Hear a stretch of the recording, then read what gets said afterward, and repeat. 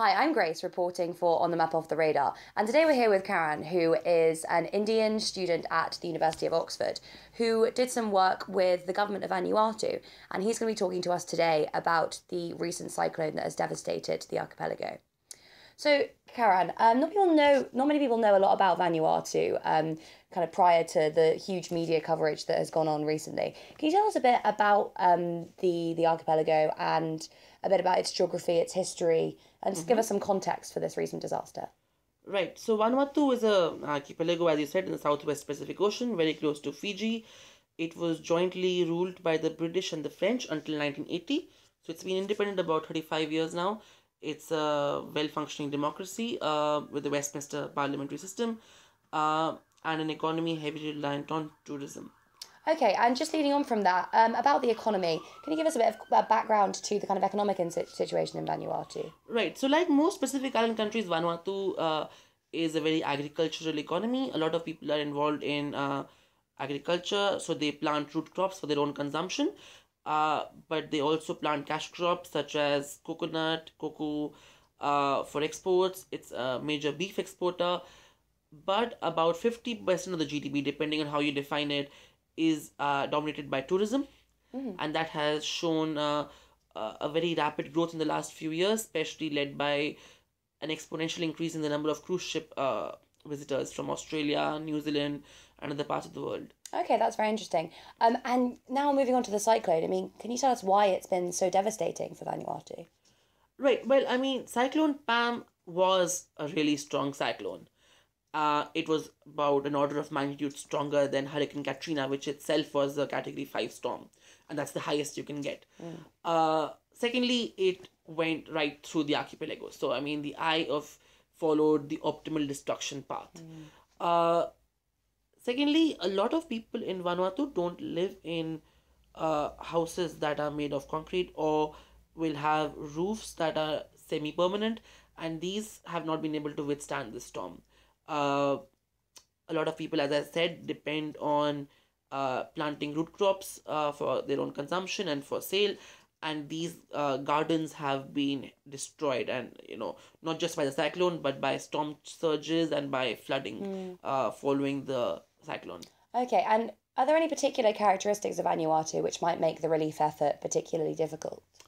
Well, Vanuatu, even the best of times, it's very hard to communicate. It has been a challenge to establish communication and transport links with the outer islands. So, as I mentioned, it's an archipelago with about 83 islands. Many of them are spread out, and there are not that many people who live on them. So, it's been a challenge establishing sustainable links. However, in the last 5 to 7 years, we have seen a substantial progress in doing that. These links have now been wiped out by the cyclone. So we have lost communication with the outer islands. And that means that the scale of the disaster is still not known. We don't know what's happened in the outer islands.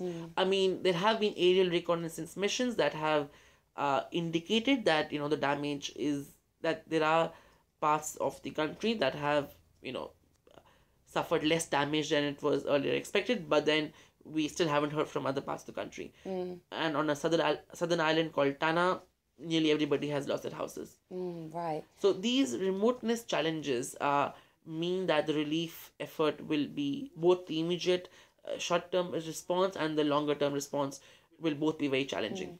And how are kind of your friends and contacts on the ground coping with this disaster? How has society more generally been affected in Vanuatu? So it's hard to say right now because internet has just been restored.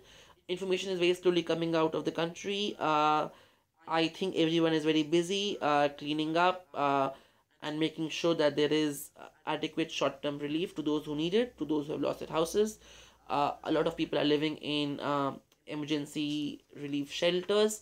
So I think the need of the hour is to ensure that they have adequate food and clean water and hygienic conditions to prevent the outbreak of any communicable diseases. But having said that, I think people have taken it are very resilient. As I mentioned earlier, Vanuatu is not unaccustomed to natural disasters. It has seen cyclones and major earthquakes in the past and volcanic eruptions. And so people have been smiling, people have been very stoic about the response, and I think it's the duty of the rest of the world to help them in this, situation. And leading on from that, I mean, what do you think the rest of the world can do, and particularly we in the West, what do you think we can do to help the relief effort? So, as with any response to a natural disaster, there will be a short term and long term component. And I think in the short term, international NGOs and UN agencies like UNICEF and NGOs like Save the Children, Oxfam, etc., have launched emergency crisis appeals. And I think it would be very useful to contribute to these international appeals. I myself will be, using a traditional form of fundraising for Vanuatu through the sale of kava, which is a traditional drink, a very integral part of Vanuatu society. And often in Vanuatu, we use kava fundraiser to raise money for schools and for people to get medical treatment. And so I thought, why not organize a kava fundraiser in Oxford? So that people here can enjoy Fantastic, this yeah. traditional drink, and at the same time we can raise some money for a local charity that is providing emergency relief services right now. Great. I mean, that sounds fantastic. And we will definitely be seeing you there, Karan. And we will put a link in the description to this video in case anyone else wants to come along. So thank you very much for talking to us, Karan. Thanks, Grace. Yeah. Thank you. This has Thank been you. On the Map Off the Radar.